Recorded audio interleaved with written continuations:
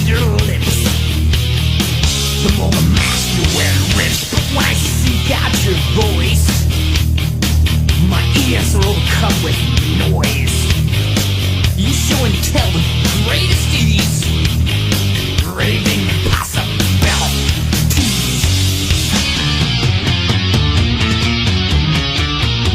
Engage in crime, I grasp my throat and raise my mind, starts to smoke.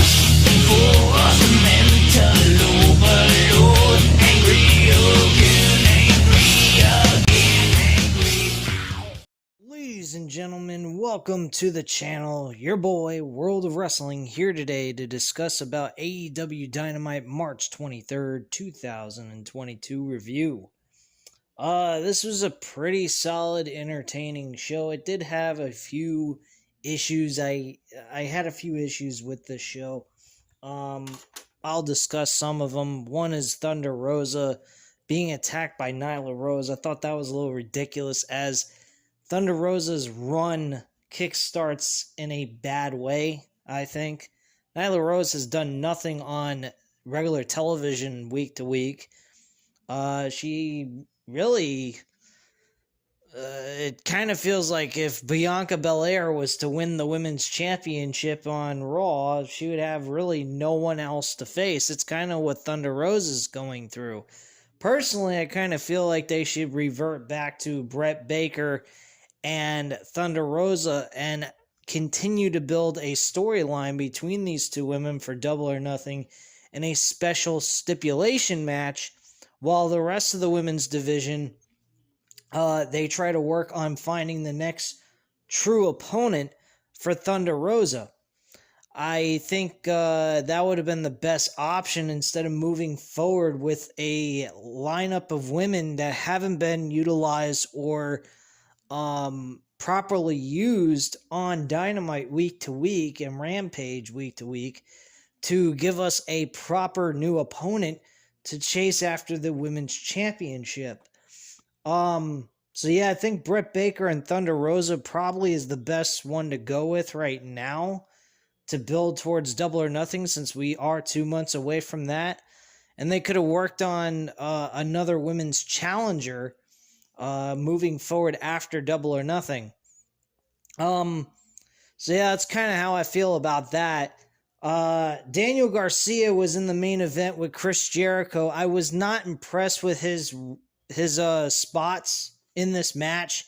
He did botch a bit. Like, one, John Silver threw him out of the ring and he got caught on the ropes, and it looked like he was trying to get himself thrown over the top rope. Instead, he went right into the ropes instead of going over them, and he botched that, and then he had to jump over the ropes technically, and John Silver acknowledged that, which he found a little bit funny.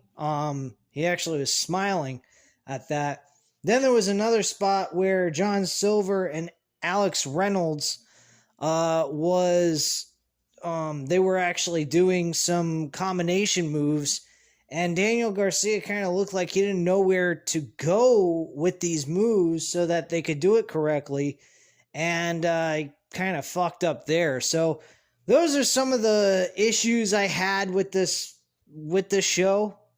Those two things. Otherwise, we had a pretty decent show. I mean, the match card was pretty good until the very end. The very end, not so much. Layla Hirsch and Red Velvet, wasn't too impressed with that. Layla Hirsch won the match with a cheating spot using some piece of tools that were nearby the ring underneath. And she had one piece of metal in her hand, and then she had another piece of metal in her trunks that she hid away so that she could distract the referee, have the referee have to put the material that she brought into the ring so that she could use the other bit of material she put in her trunks.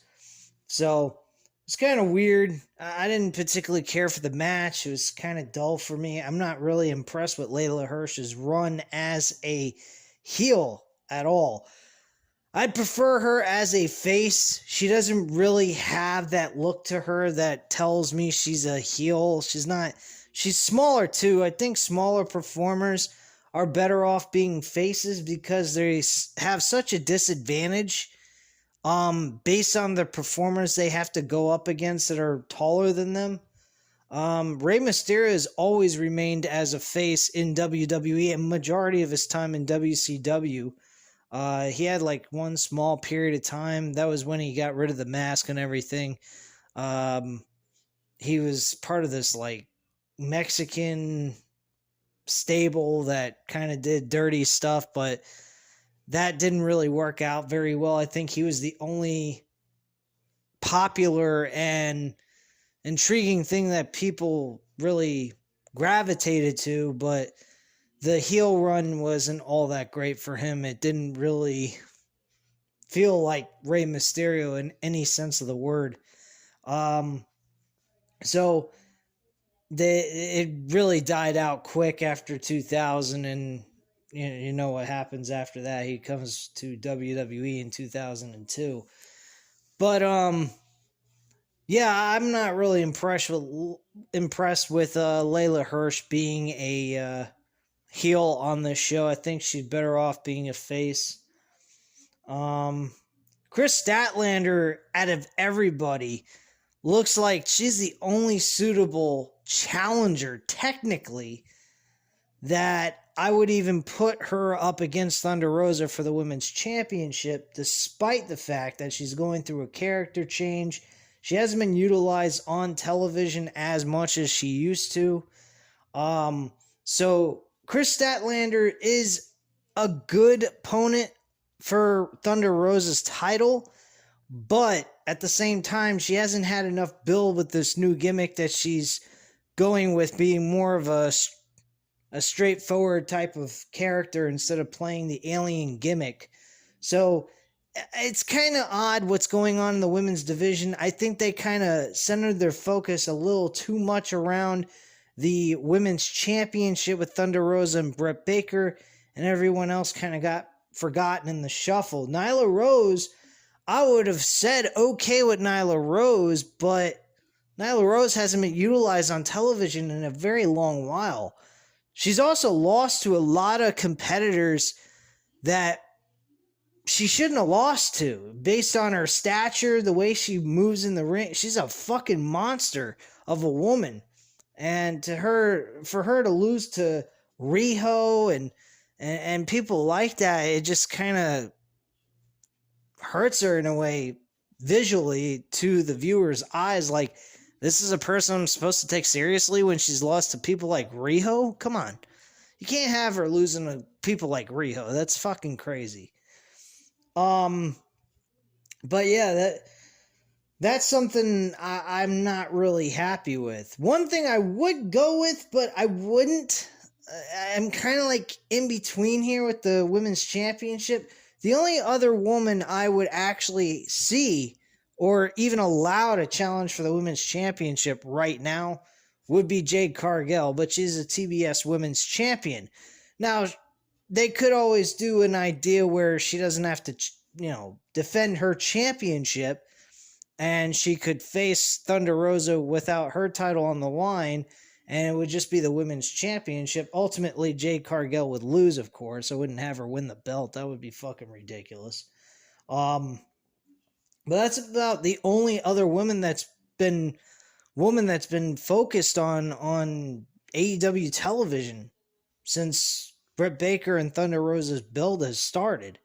So, I don't know. And it wasn't all that impressive of a build. It just, they had a really good ending to their storyline that they had going on for only a couple of weeks or so, maybe a month or so. I'll give it maybe a month and a half, possibly.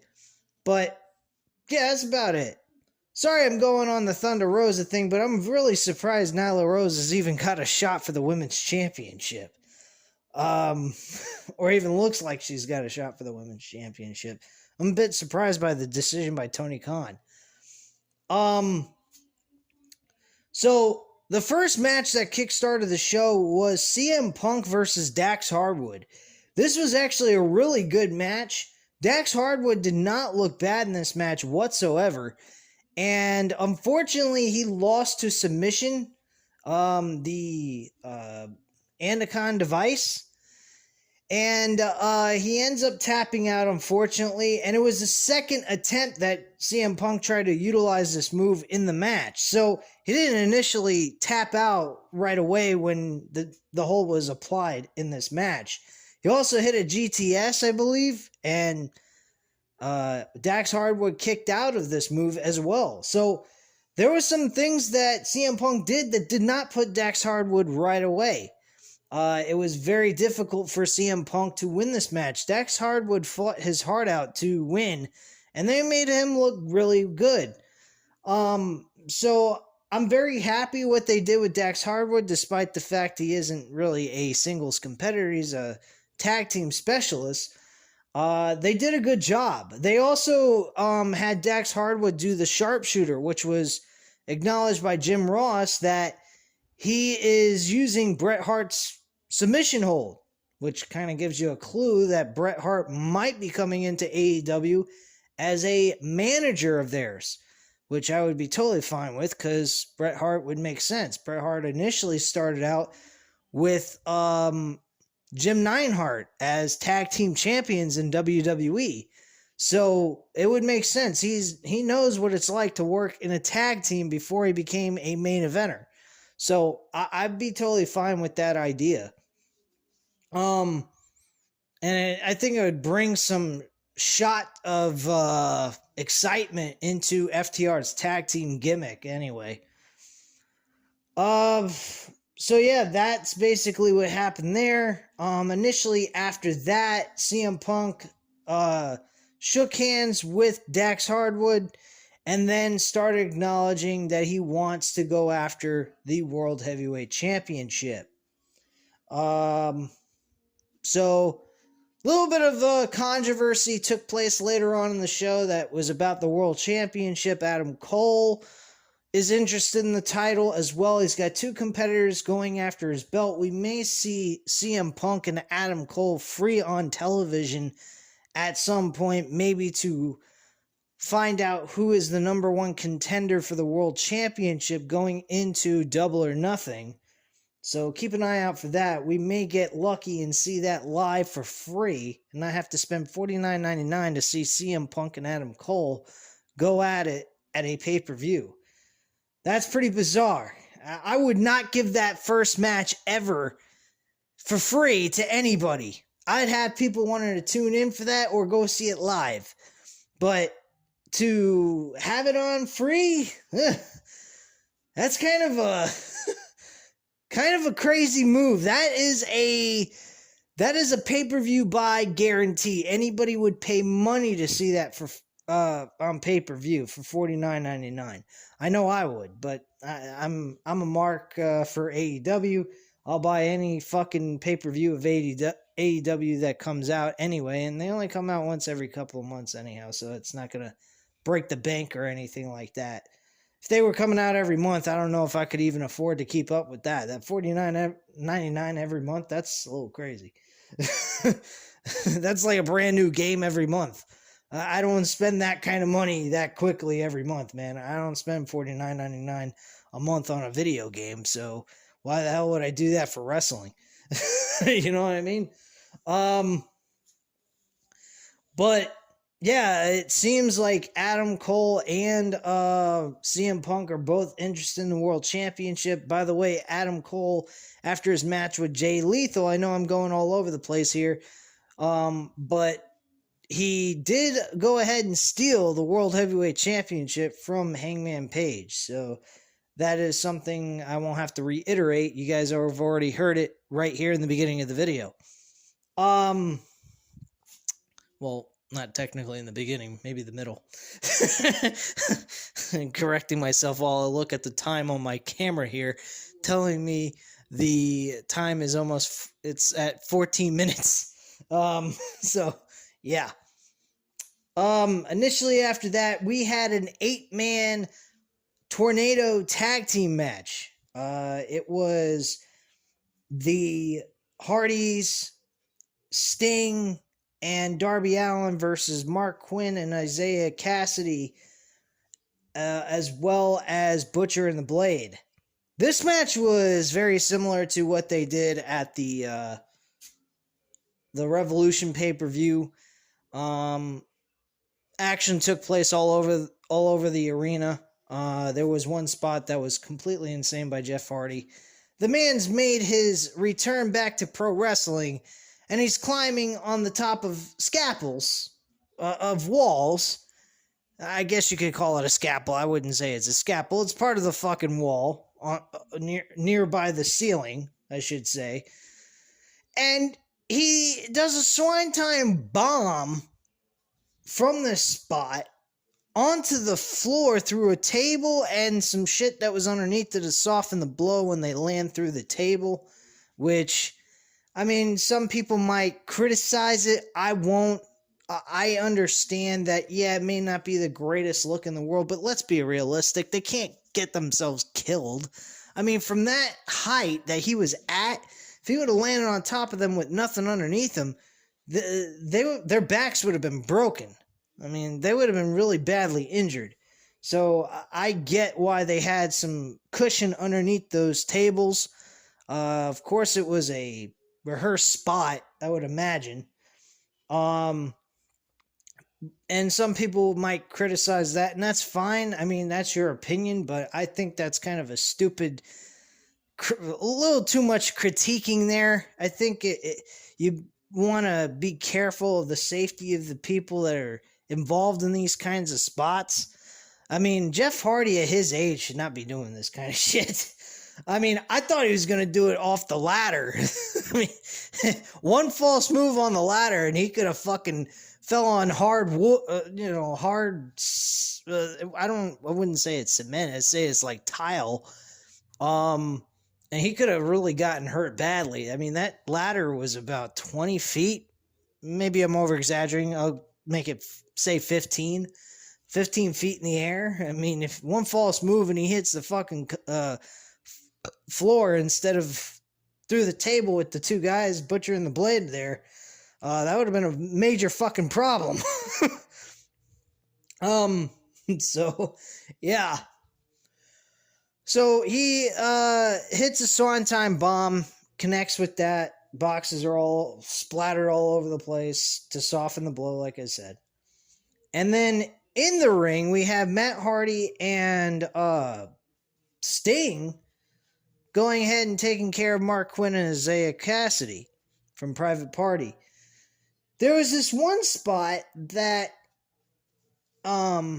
Sting was trying to do a Scorpion death drop and try to get the hold in, and he messed up. He fell to the floor of the ring.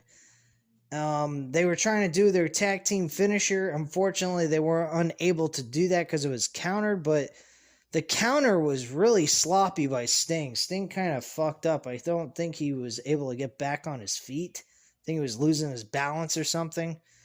I was hoping he didn't have an injury during this match, because he was getting attacked in certain spots in this match where it could have been questionable about his health or whatnot. Who knows? I mean, the guy is almost 60 years old. I mean, for him to continuously do this kind of shit, it's kind of questioning my belief that he's doing this for money, because that's what I think he's really doing it for. I don't know why he's throwing his body around like this still at his age. But anyway, he's having a hard time trying to do the Scorpion death drop with Matt Hardy doing the twist of fate. And Matt Hardy's kind of just standing there holding, I think it was Mark Quinn. And he's standing there holding Mark Quinn, waiting to be able to hit the twist of fate with Sting doing the death drop at the same time. And he's like holding him and he can't seem to get up, and JR's trying to just make sense of it, and he's saying, oh, he's doing the Scorpion, not the Scorpion, the Dragon Sleeper, like Undertaker used to do as one of his submission holds that he used once in a blue moon. And JR's just saying he's using a Dragon Sleeper, and I'm like thinking to myself, is that what he's trying to do? Is he trying to get up and get the Scorpion death drop? Which technically that's what he was trying to do in the first place. And eventually he finally does. He gets the move made. He makes the move and he does it. And the twist of fate is done as well at the same time. But it took a while for them to do it. It's a little sloppy there as well. There was some sloppy wrestling that took place on this show, which I normally don't notice. But I kind of noticed some of the botches here on the show tonight. It was a little surprising. Usually they do a very decent job with this, but it wasn't done so well on this. So yeah, the Hardy Boys, Sting and Darby Allin win their match. Then we move into Chris Jericho in the back. Jericho's talking smack about John Silver and Alex Reynolds, saying that they're pieces of shit, they're nothing like Daniel Garcia and himself, and you get the drift. This gimmick I'm not really into very much, because the whole thing's centered around him. When he did the Inner Circle, it wasn't so much centered around him, even though technically it was all about him trying to be the world champion and them helping him stay champion, but there was also a focal point on everyone else that was part of the group as well. In this, it seems a little different. It seems like they're the background and he's the front and center character that everyone should care about. I mean, even the name seems a little ridiculous. The Jericho Appreciation Society? I mean, shit, are you ripping off WWE with CM Punk? I forgot what the fuck, Straight Edge Society. I mean, come on, man, what the fuck? The SOS and the JAS? Like, what the fuck is this shit, man? I'm not really impressed with this run with Jericho's new faction, to be quite frank with you. Hopefully things do turn around with my feelings on it. Maybe others will disagree with me. They find this perfectly fine. They think the whole thing is fine the way it is. But I see a lot of differences between the Inner Circle and how they operated compared to what the JAS is being utilized as. JAS is more focused, centered on Chris Jericho, not on the younger talent. They're kind of just there, technically. That's just the way I feel about it. Maybe you guys feel differently, and that's fine. If you guys can explain to me why you guys see this as a plus, let me know in the comments down below. But I'm not really seeing like the same way I saw Inner Circle. So if you guys disagree, please explain why you disagree, because I'm not really getting it. I don't see the same kind of, resemblance where the focal point is on everyone in the group when this one is more centered on Chris Jericho, if anything else.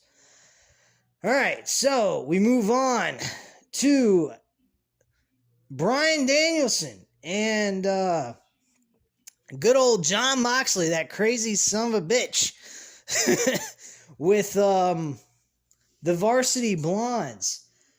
This match was one-sided ass whooping. The Varsity Blondes did not have a chance from beginning to end. They didn't even have much of offense to talk about in this match. At the end of the day, Bryan Danielson and Jon Moxley make their opponents submit simultaneously, by the way. And the referee calls a bell, and they're your winners. So nothing really special happened there. They just continue to show dominance within the tag team division. And then Jon Moxley cuts the promo. Bryan Danielson did not say much of anything. I don't think he said one fucking word. William Regal comes back down after he's having commentary with Jim Ross, Excalibur, and Tony Schiavone. He comes down to the ring and he's standing there listening to Jon Moxley speak. And he compliments William Regal as being the only opinion that he ever really cared about. Anyone else's opinion, he didn't give a shit about. William Regal really appreciated that comment. And then Moxley explains how anyone can make it into the Blackpool I believe he said Blackpool Club or some shit like that. Whatever. Um, um, but he says the only way they can get in is through the hard way. The hard way being doing the same thing that Moxley and Bryan Danielson did together. So that's pretty much what was said there. Next segment after that was actually MJF cutting a promo. Very much just acknowledging Wardlow's comments from last week, I believe, or the week before. Yeah, it was the week before because last week it was for the TNT Championship where he screws him over at the title. But in this segment, this promo he does, MJF acknowledges the comments made 2 weeks ago about how Wardlow is fed up of being under MJF's finger and he wants out of his contract. Well, of course, I think MJF, being the prick that he is, he ain't gonna let him out of the fucking contract. So we know what the storyline build for Double or Nothing is going to be about. This is all about trying to get Wardlow out of his contract. I think Wardlow is going to end up winning this fucking match. And MJF is going to suffer another loss. Here's the reason why I believe that. Let me explain to you guys what it is. The reason why I believe he is going to suffer another loss, being Wardlow trying to get out of his own contract, is the concept might be that if Wardlow wants out of his contract, he's also going to have to give up something if he loses. Basically, the old ultimatum is if you lose, you leave AEW permanently since you want out of your contract. So it's going to lead to a certain point, I believe, that MJF's going to be like, all right, fine. Okay, you want out of your contract, I want something in return. If I beat you, you're out. You're out of AEW permanently, you're done. You can never come back. And that's probably what's going to happen, which, of course, they're not going to have Wardlow lose to MJF and have him disappear out of wrestling completely. That would be ridiculous. That ain't happening. This guy is a future world champion. He's a young star they could utilize on their main event scene.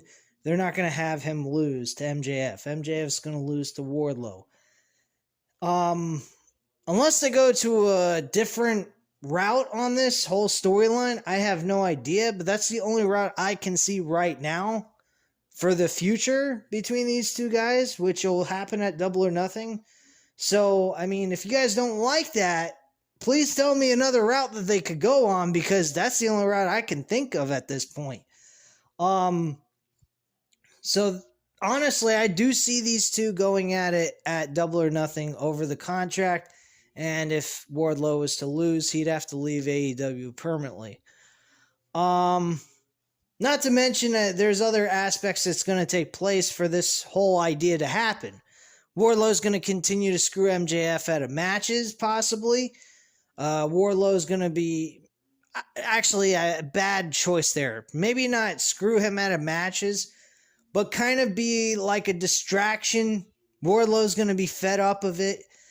MJF's going to be fed up of him not wanting to do certain things that he wants Wardlow to do.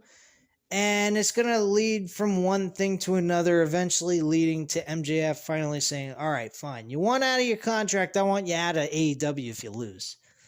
So, I mean, that's the only route I could see them going on. Because this is the only real legitimate thing that would even have these two go at it, is over a contract where MJF is keeping him hostage under a contract while he's wanting to be let go to do his own thing within AEW. So that's the logical reasoning I'm coming behind with this idea.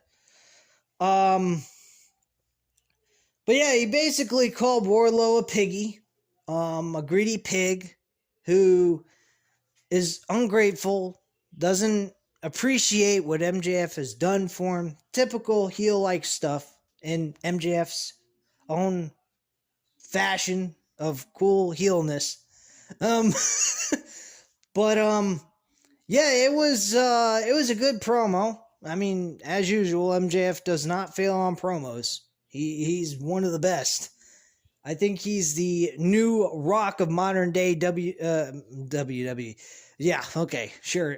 WWE wishes they could have a guy like MJF to speak like this. Well, then again, maybe they don't because they treat everybody like shit. So anyway, let me correct myself.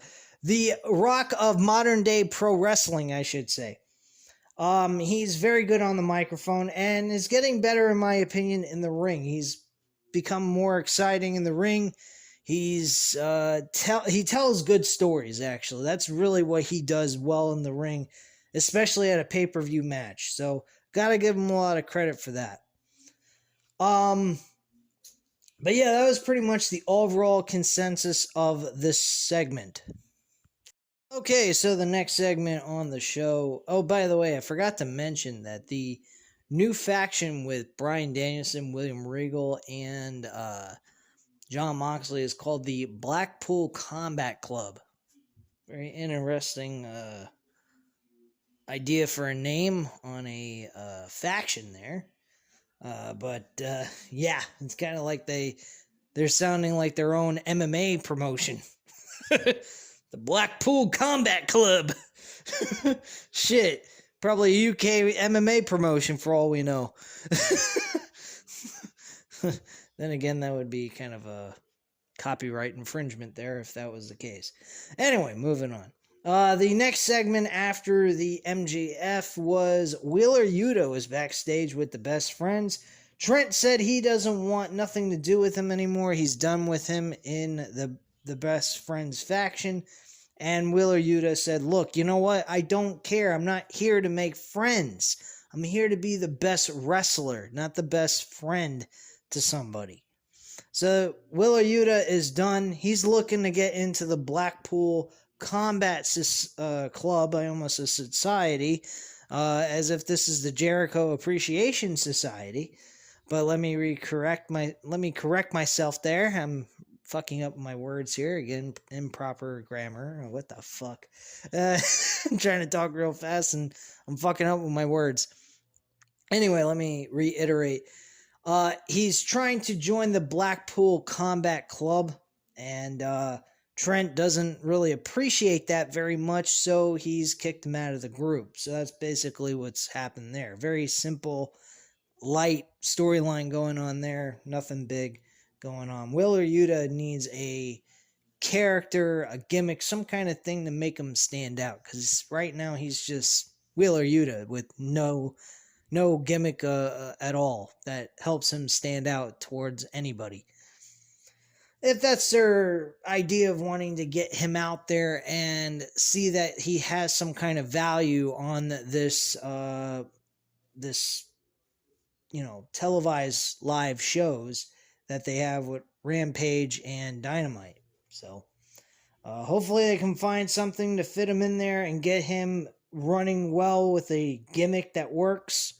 But right now he's kind of just a simplistic wrestler. Nothing special about him. Anyway, moving on. The next segment was actually a match with Adam Cole and Jay Lethal. This was actually probably the best match on the entire show, outside of the 8-man tag team hardcore match, which, like I said, it's a hardcore match, so I'm not going to go based off of hardcore intensity that took place and all the crazy stunts that they did, like Jeff Hardy jumping off the top of a fucking side of the building with inside of it. But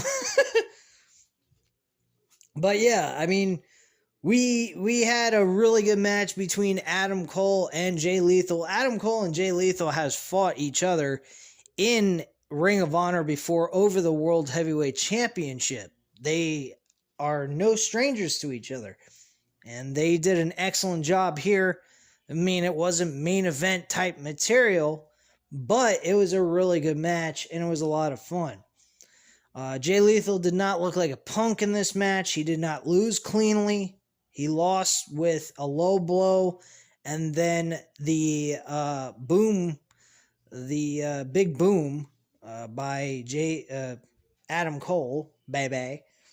The Red Dragon were involved in this with a little bit of distraction to Jay Lethal, so he had a 3-on-1 type of situation. So Jay Lethal was a little bit behind the 8 ball here. He had a disadvantage going on from beginning to end, and he did the best he could. He looked good.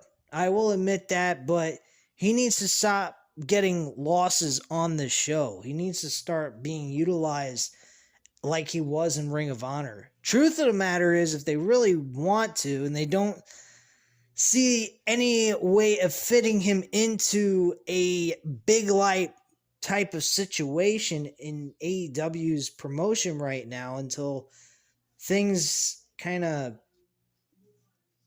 get better to, for them to see if they got anything for him in AEW's promotion, move him to Ring of Honor. He was really good there, and if Ring of Honor is performing in decent sized venues compared to what Ring of Honor was before Tony Khan took over, I don't see anything wrong with that. I don't see why Jay Lethal would look at that as a demotion. I wouldn't look at it as a demotion if they're performing in arenas that are similar to what AEW's performing in, if Tony Khan can afford it. But yeah, I mean, to a certain extent, I think he would benefit more with being with Ring of Honor right now than he would with AEW's roster, because I think he's kind of like getting lost in the shuffle, and he's not getting the best treatment possible, and I don't think it's being done deliberate. But there's just so many other talents on the show that he is one of those guys that would get lost because they have so many guys they can utilize as well. So putting him on a different promotion and making him the center point like he was back in the original ownership of Ring of Honor probably benefit him more, so that he's got some kind of like appreciation towards him for them to bring him into AEW. They could also bring him on to AEW Dynamite's Rampage, or even put him on the pay-per-views for AEW and utilize the Ring of Honor World Championship matches they could put him in where he defends the title against somebody. That's another option. So, I mean, Tony can do whatever the hell he wants at this point now that he owns both AEW and Ring of Honor. I mean, he can have Ring of Honor show up for AEW pay-per-view shows. I mean, there's nothing wrong with that. Technically, you could look at it as two promotions sharing within a one pay-per-view show. I mean, WWE does that with their brands. Why can't Tony do that with his two promotions he owns? I don't know what the big deal would be. I don't think any of you would complain if that was the case. Ring of Honor being utilized on an AEW pay-per-view. I would be up for that. Shit. I'd be happy to see Ring of Honor have some, like 2 or 3 matches on this card, and with a 4-hour show. Shit. You kidding? They'd be utilized on the fucking show, and people would know who the hell they are when they move them up to the AEW roster, if they decide to do that. I mean, it's very beneficial for anyone that's in Ring of Honor if they utilize them on an AEW pay-per-view. So, that's just my thoughts on that. But yeah, Adam Cole wins this match. After the match was over, Adam Cole is calling out Hangman Page. He says he's not the true champion. Adam Cole is. And he wants his World Heavyweight Championship. Well, Hangman Page goes ahead and responds to his comments in the ring, shows up, puts his belt down, takes his actual belt that he had around his waist, which Vince McMahon gets a little confused on, so that's why he doesn't say belts, because he thinks a belt is what goes around your waist, which holds up your pants, which I understand, but also a belt, a championship belt, is a belt as well, because it goes around your waist, Captain Dumbass. Anyway,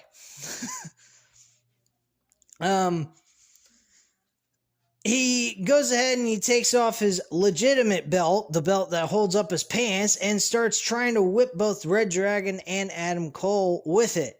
Unfortunately, the numbers game plays up against him, and he ends up getting attacked by all three of them, eventually leading to a boom shot by Adam Cole, baby. At that point, he goes ahead, he grabs the World Heavyweight Championship, praises around with the belt in his hands, and that's pretty much that. Oh yeah, I forgot to mention something else. Wardlow did come down to the ring during MJF's segment and try to attack him, but unfortunately there was security guards there, and they utilized a lot of security guards to hold him back, overselling the power of Wardlow as if he's fucking Batista. And no offense, I mean, he ain't no Batista. He's got the look, he's got the run of a Batista, but he ain't as strong as Batista was. I mean, Batista was a fucking beast. This guy's well fit, but he ain't no Batista. I mean, come on. This guy had fucking bowling balls for shoulders. Wardlow don't got that. He ain't got that kind of shit going on. So yeah, I just wanted to bring that up to you guys because I forgot to mention that. We had Sammy Guevara in the ring. He was cutting a promo about his situation with him being without the TNT Championship. And he understands that what he's been doing lately is kind of bad for his body, and he may end up paying for it in the long run. So he understands everybody's concern. And he pretty much goes ahead and says, look, you know, I'm going to do what I'm going to do. I love what you guys, your appreciation for the action I give you guys in the middle of this ring. And I'm going after the TNT championships. The TNT championship, I should say. It's unified belt. They just happen to carry two belts. But he is interested in getting those belts back. Dan Lambert shows up with Ethan Page and Scorpio Sky. Talks a lot of shit, says how great Ethan Page is, himself, and Scorpio Sky. This eventually led to him saying, Sammy Guevara and Tay Conte, his girlfriend, wanted to challenge him and Paige Van Zant, as well as the partner of their choosing, to go in a tag team match against them. Dan Lambert basically rejected their offer, kissed the championship, and said, you ain't ever getting this belt, and you can kiss it, goodbye. And he kissed the belt, and Sammy Guevara went ahead and he said, you know, the belt you just kissed, you may wonder what me and Tay Conte were doing with it. I don't know what the fuck he was making a sexual reference. What would they have been doing with the damn title? Coming all over it? Like, what the fuck? What the hell would you need that for? That's fucking sick. Whatever. So apparently, like, ejaculating on championship belts shows a lot of respect for titles there. Vince would be so proud. Since he treats championship belts like shit anyway, he might as well have an orgasm on them. And then give it back to his performers and say, here you go, enjoy the cum. What the fuck? Anyway. Or they could have been using it to hold themselves together or whatnot. I don't know. Who the fuck cares? I don't know why you would be using a championship belt to do sexual stuff with, but whatever. Anyway, moving on. Dan Lambert selling the idea that they had orgasms all over the belt, and he didn't particularly like that thought running through his mind. Not that I blame him. Anyway, moving on here. We had Layla Hirsch and Red Velvet. I've already discussed about this. Layla Hirsch won her match. We also then had Thunder Rosa cut a short promo that was interrupted by fucking Vicky Guerrero of all people. Man, Even in her old age, she's nauseating and very annoying, man. Screaming, excuse me, excuse me. Like, please, save it for WWE. Go back to WWE. Join Cody. I mean, Cody wants to come to WWE to have his career die. Why don't you go there too? We may not ever have to hear you say, excuse me, on their programming if you're there. So who the fuck knows? Anyway, this whole idea with Nyla Rose challenging for Thunder Rosa's belt, you guys already know how I feel about it. I think it's lackluster and a very poor decision. It ain't going to help Nyla Rose any. And Thunder Rosa's first title defense against her is kind of being wasted here. But that's just my thoughts on that. Anyway, the main event, of course, Jericho, Daniel Garcia against Alex Reynolds and John Silver in a tag team match, which Jericho ended up winning this matchup with Daniel Garcia. Daniel Garcia actually picked up the victory, which I know I was kind of shitting on the idea of the Jericho Appreciation Society, but Daniel Garcia did pick up the victory with a sharpshooter. He ended up having, I believe, Alex Reynolds tapping out, and he got the victory. Now, even though he got the victory and there was a little shine thrown on him in this situation, he did have some botches in this match. So, not to shit all over him here, I'm not saying he's a terrible wrestler, but I think he was having an off night. Because I have seen him perform in other matches and he wasn't doing this bad. This was kind of a bad night for him, I think. I think he was just having a bad night with his performance, and that's really all it was to it. There is to it. Anyway, that's pretty much it, guys. That is the show. That's the review. Hope you enjoyed it. If you did, hit the like button. Hit the subscribe button, of course, if you're not already subscribed to the channel. And leave a comment down below. I'll definitely get back to you on that. And I thank you guys very much for watching. And have a great night, guys. Bye.